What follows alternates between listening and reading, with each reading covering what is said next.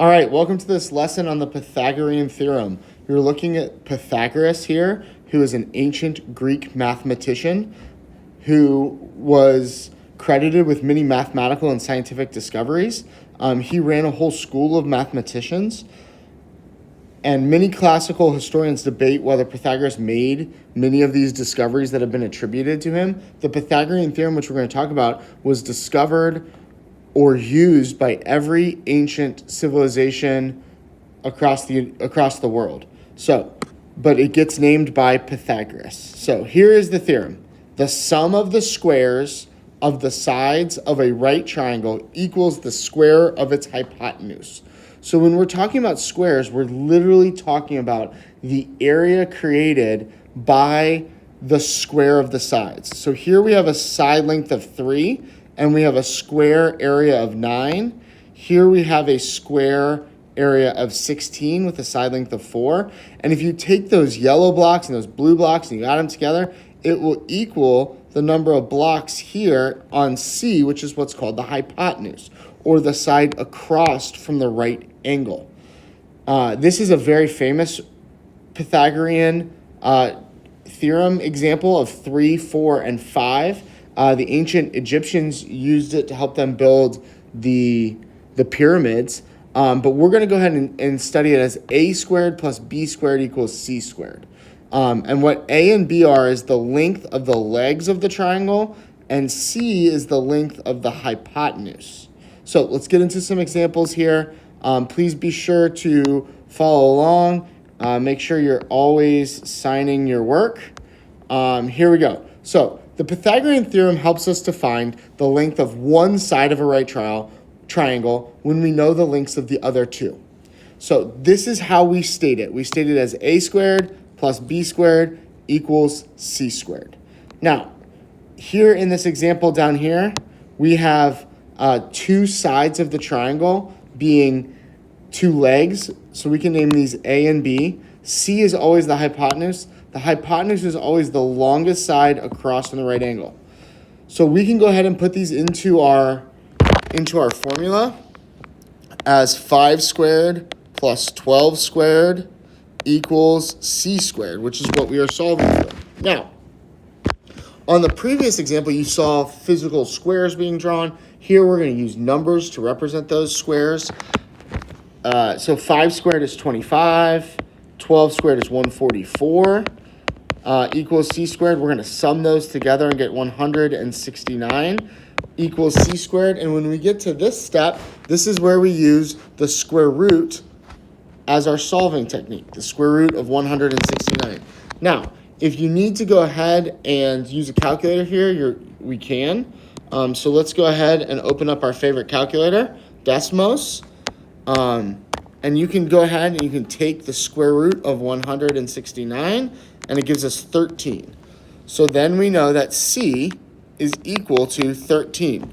Or if we have a right triangle of 5 inches by 12 inches, the hypotenuse will be 13 inches. So that is the answer to our question here, 13.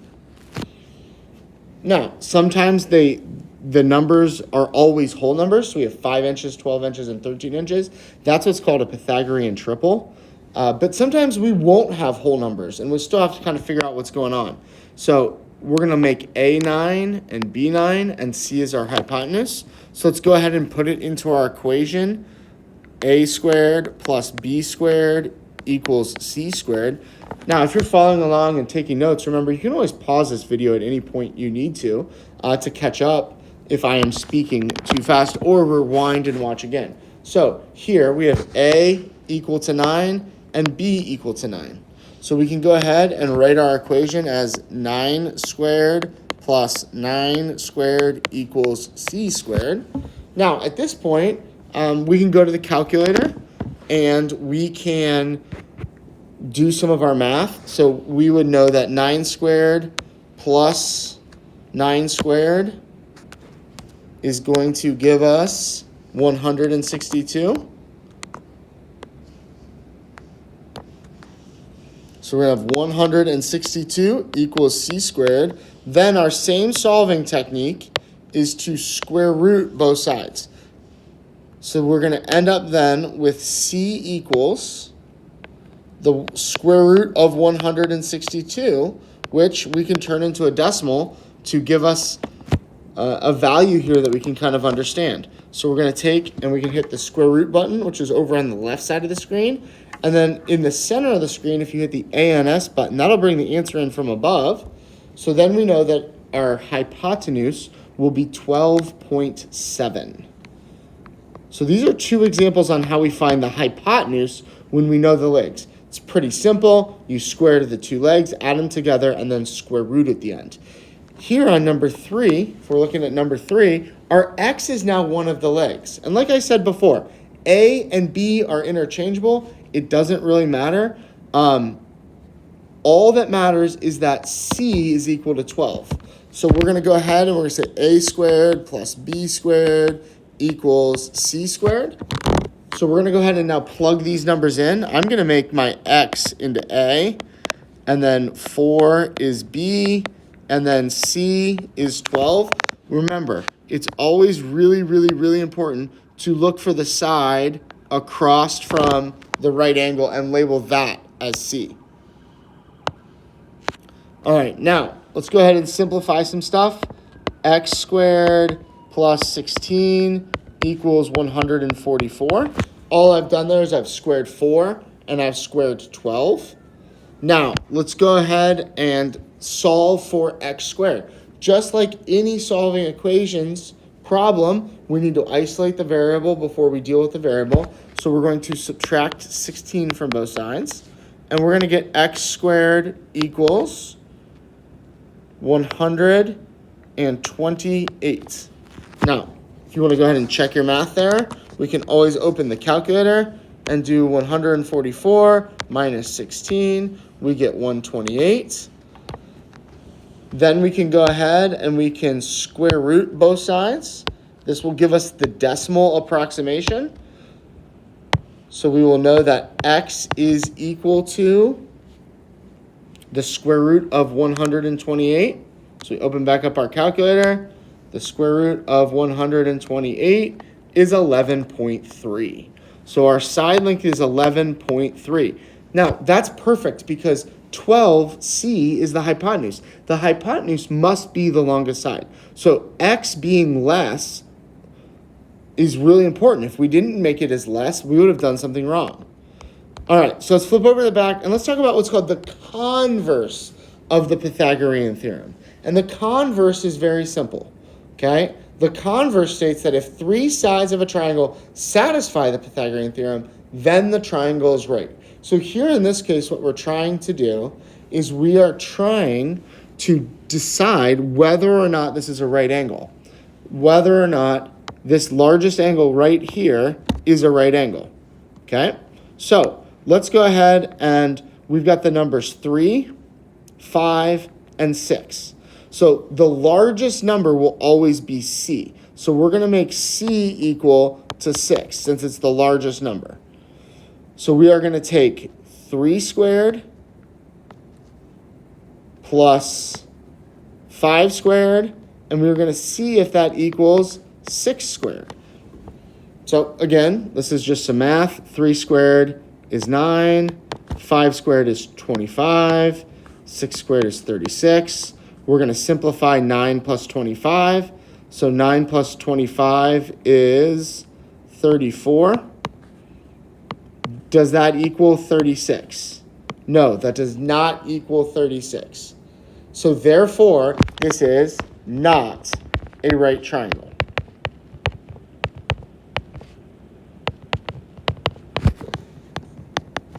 All right, so 2 more problems down here. Same problems. Which of the following lengths form a right triangle? We will make C equal to the longest side. So 26 on the first example, and we can go ahead here and do 10 squared plus 24 squared equals 26 squared. Now, do I know all these numbers off the top of my head? No. So let's go ahead and use that calculator. So what we have here is we have 10 squared plus 24 squared. That gives us 676. let's also take 26 squared, and that also gives us 676. So, since we have 676 equal to 676, the answer to this question is yes, it is a right triangle. So now let's go ahead and check the next three lengths: 9 squared, 12 squared, 17 squared. So, like I said before, 17 is C. That makes these two, A and B. They're completely interchangeable. Doesn't matter. I usually just go from least to greatest. So 9 squared plus 12 squared. We are checking to see if this equals 17 squared. Again, I'm going to go and do some math in my calculator here. So let me open up my calculator. We have 9 squared plus 12 squared in comparison to 17 squared. Those are not equal. 225 does not equal 289. So 225 does not equal 289. So the answer to this question is no. Okay, I'm going to go back. I'm going to summarize some things before I send you off to do your own lesson check. So the Pythagorean theorem states that the legs of the triangle squared, a squared plus b squared, is equal to the hypotenuse squared, which is c.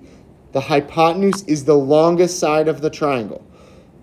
So in solving for the hypotenuse, we're going to put our variable in C, just like we did here and here on these two problems. When we're solving for a leg, our variable is going to go on the left side of the equal sign.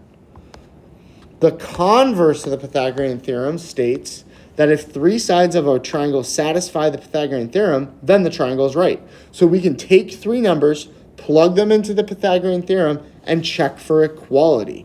So simply here, we can try to figure this out. So we always put the longest side as C, because the longest side has to be C. So down here we have two examples. We got a yes, we got a no. Okay, so this is what I want you to do. I want you to hit pause right now, and I want you to solve 1 and 2 independently. Then what I want you to do is come back and watch me solve them, compare what you got versus what I got, and then reflect on your learning. Okay, so hit the pause button, answer the two questions, come back, and then watch me solve them. And you can kind of compare if you got the questions right or wrong, and then that will kind of determine, hey, do I need to go ask Mr. Sappho a question right now? Am I understanding this?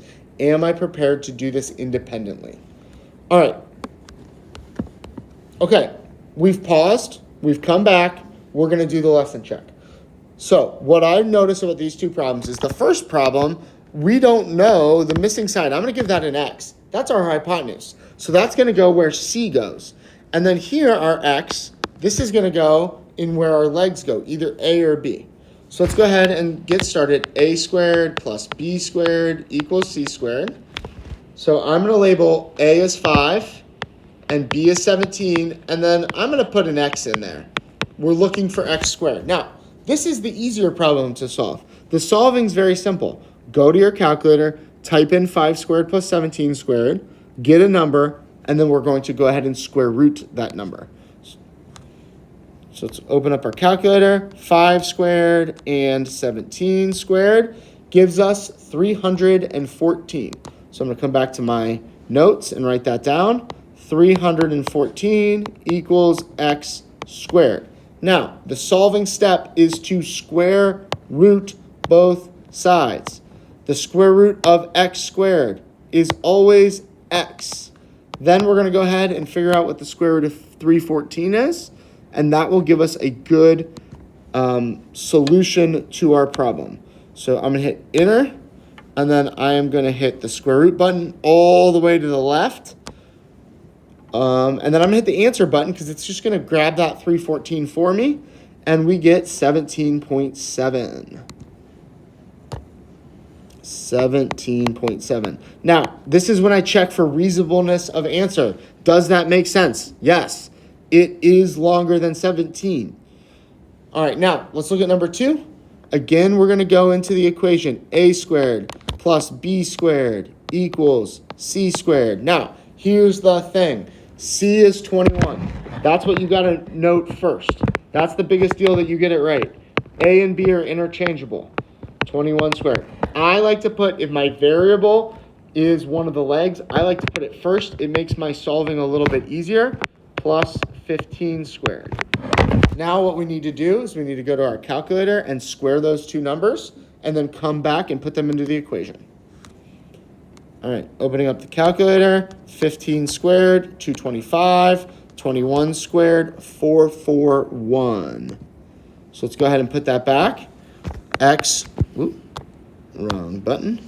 X squared plus 225 equals 441. Now, we have to isolate our variable x. It doesn't matter that it's now x squared. We still have to isolate it. So let's subtract 225 from both sides. And we get x squared equals 441 minus 225. Let's go ahead and do that. I don't want to make a mistake here. So 441 minus 225. The other way you could do this is just knowing that you want to take 21 squared minus 15 squared. You could just type it in like that. We get 216. So I'm going to come back to my notes, put down 216. Same solving step. We square root both sides. So we're going to go back to our calculator. We're going to grab the square root of 216, or I could have just hit answer. Gives us 14.7. 14.7. And again, we got to think reasonableness of answer here. Does that make sense? Yes. Smaller than 21. Okay, again, these are generic pictures, so they're not drawn to scale. All right, quick review. Pythagorean theorem, made by Pythagoras, ancient Greek, 500 BC. So we're talking 2,700 years ago. 2,500 years ago. Pythagorean theorem states a squared plus b squared equals c squared. A and b are the legs of right triangles. C is the hypotenuse. Okay, we can plug those numbers in and solve for the missing variable. Anytime you have two of the three sides of a right triangle, you can find the third. Now, if we know all three sides, you can plug them into the formula and check to see if that triangle is right or not. All right, excellent job watching it and following along. Get started on your practices and good luck. Come chat with me if you need help.